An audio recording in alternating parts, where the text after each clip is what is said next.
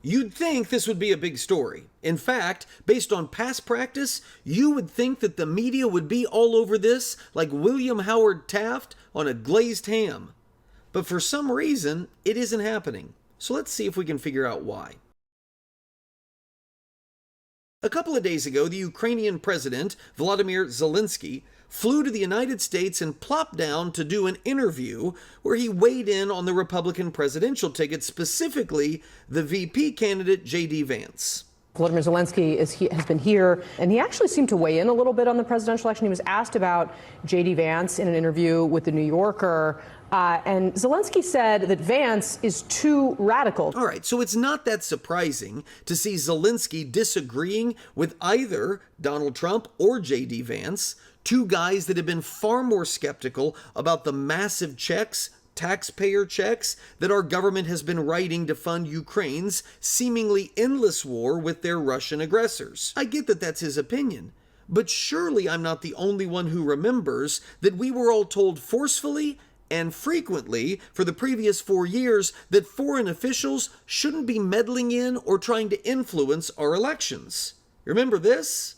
The Russian government meddled in the 2016 presidential election. New details about Russia's interference in the 2016 election. That the Russian government is looking to interfere in the election. Audacious effort by the Russian government to impact and interfere with the 2016 election. The Russian hacking case. And do you remember how the mere allegation, which incidentally proved to be a made-up smear from the Hillary Clinton campaign, that Russian officials colluded with Republicans to sway voters towards Donald Trump, how that was impeachable? Surely you remember that, because it's not like the media was restrained or understated about it. The beginning of the end. I believe this is the beginning of the end. It's really the beginning of the end. He may be feeling the walls closing in on him. All the walls closing in on him. The walls closing in on him. The beginning of the end for President Donald Trump. Trump will resign. Trump is going to resign. Is this the tipping point? See how serious this apparently is?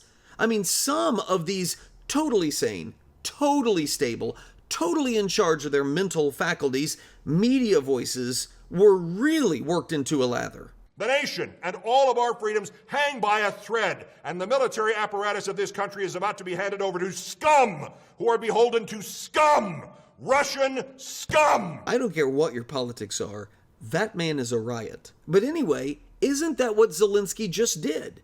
Just in broad daylight. I mean, they did that interview, hosted him in the swing state of Pennsylvania, because that's subtle. So someone help me understand here. Why is it considered unconscionable election interference when Russian officials create fake social media accounts to try to persuade me to vote for Donald Trump, but it's not when the Ukrainian president himself tells me to my face that I need to vote for Kamala Harris? Of course, we all know the answer to this. We all know that the media concern only cuts one way. If foreign folks seem to be helping the right, then it's democracy-threatening interference. But if it helps the left, it's totally legit.